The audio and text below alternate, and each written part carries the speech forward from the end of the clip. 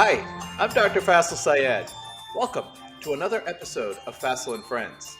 We're here because we believe everyone deserves access to quality primary care, and ChenMed needs physicians to take care of them. Tonight's topic is primary care for America. Half of all medical care in the United States is delivered in the emergency room setting, at least pre-COVID. We must transition away from our hospital-based healthcare delivery system to one that's built around primary care. My co-host and moderator of the chat, Dr. Dan McCarter. Dr. Dan, welcome. Hey, Faisel, it's great to be with you again this evening. How are you doing? I am doing well. This is an exciting topic. You know, ChenMed is one of the founding partners of Primary Care for America, and Shawn Martin's leading that. There's one specialty that's proven to decrease cost and improve outcomes as primary care. So I'm really looking forward to hearing the conversation tonight. I'm thrilled too about our friend joining us this evening. Let's welcome Shawn Martin. Shawn, welcome. Hello. Hi, Faisel, and hi, Dan. How are you? Thank you so much for having me here this evening. We are thrilled to have you here. You know, you're the CEO of the American Academy of Family Physicians. So what has driven your interest in primary care and really just health policy in general? What a great question. So I'll take you all the way back to the early 1970s. So my father is actually was a rural family physician in rural Northwest Oklahoma, and although I didn't know it at the time, it was a largely impressionable experience in my life. And as I matured through my professional career and got involved in policy and then ultimately healthcare policy, I found myself slowly migrating back to those experiences that I saw as an adolescent and the healthcare system that I witnessed in the community that I grew up in versus the healthcare system I was witnessing around the country. And I became very interested in not necessarily replicating the 1970s or early 1980s, but the fact that medicine had transitioned from community-based to really institution-based. And, not that I use the word the consequences, but not, in a purely negative sense, but the consequences of that trend over time, both in terms of access and cost. Wow. So you were intimately influenced by your father and seeing that. Did you spend time with him in the clinic? I would go up there. I mean, I was, a doctor's kid. Like, I would get dropped off there after school from time to time, or, I would have to clean out, the storage room or something like that for a few nickels allowance or something like that. But this was a, relatively rural community. He largely supported agriculture and oil industries. Primary care in those days wasn't necessarily always delivered at the office. Sometimes it was delivered in our driveway. Sometimes it was delivered at the grocery store.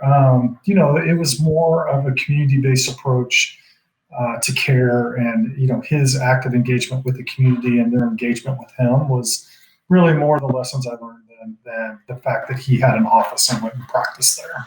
Wow.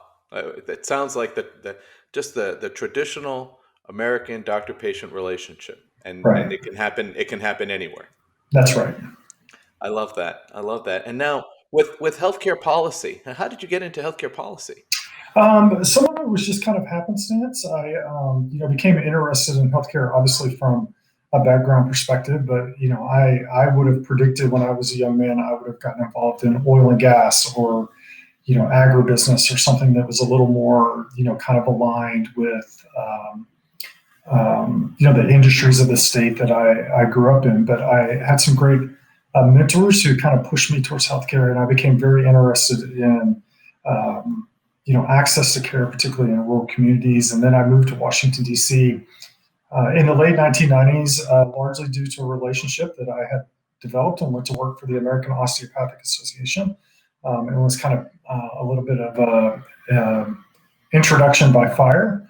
Became rapidly started building a skill set and knowledge base around healthcare policy. And then in 2012, I was really interested in getting back to a purely primary care focused job, and joined the academy at that time as a senior vice president, and then ultimately about a year ago was hired as the CEO. So now you've been in the CEO role with the AAFP now for about a year, or just over a year now.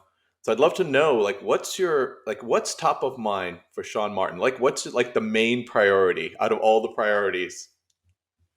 Yeah, I mean, what an interesting question. I think it's fluid, right? Like, I mean, I think there's so much on the operation and business side that we're dealing with that is continuously evolving and changing every day. And I make this, comment multiple times a day, but there's nobody left from 1918 that we can call and say, hey, how did you run your business during the last global pandemic? Like, how did you do your staffing models? Like, how did you save money and, run programs? I mean, that blueprint doesn't really exist. So in many respects, we're kind of navigating each day without a roadmap or model. For me, there's two things. I think one is really finding ways to best position primary care to help their communities in a time of crisis.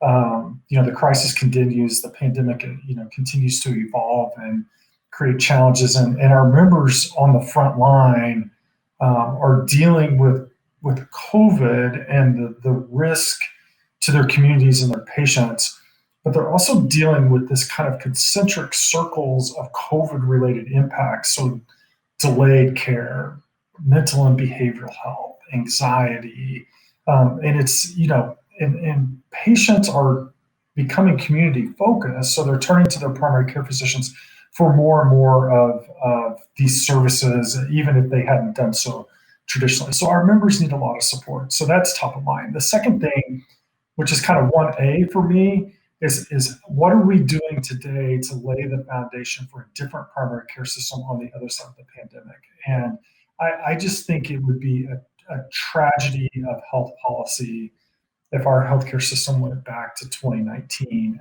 on the other side of this pandemic. I just think it would be a complete failure of people like me and other colleagues at other organizations if we let that happen. Wow. I I can't imagine us going back. I mean, might have family members, friends who these last few weeks have been developing symptoms, and pre pandemic, I could totally see them going with the symptoms that they have to the emergency room. But rather than going to emergency room, they're going to, even if they're not going to a primary care doctor, they're at least going to an urgent care. Mhm. Yeah, I think um, the lack of access to centralized institutions during the COVID pandemic really created a new emphasis on community-based care, which is largely primary care. I mean, primary Yes, care is, yes, predominantly Main Street, right? Like it's down the street from where you live and work. It's not some big building, in the center of town that has glass doors. And I think that's a wonderful thing. And I spoke early at the top of the show about what I witnessed as a child and adolescence. And I think some of that's coming back. Like there's in-home care, whether it be in person or through telemedicine, but there's just really a community connection between primary care and their patients now that, probably have been lost for several years. you know the AAFP has always been an advocate to increase how much money the country spends in primary care. Really, the investment. Let's just say the Mhm. investment in primary care. So, what do you see needs to be done to help drive that change? Yeah, I think there's a few things. I think some of it is I have, grown frustrated over the last couple of years, like the two of you, that we have largely viewed primary care in many respects from a health policy perspective. We have largely viewed primary care as a solution to another problem. So readmissions, lack of pharmaceutical compliance and adherence. And, we've never really had a conversation about just the inherent good of primary care to individuals, families, and communities. And I think when you think about primary care as just a good, just a public good, the investment conversation takes on a little bit of a different angle because then you're talking about what does it take to provide that good to the maximum number of people in the maximum number of places.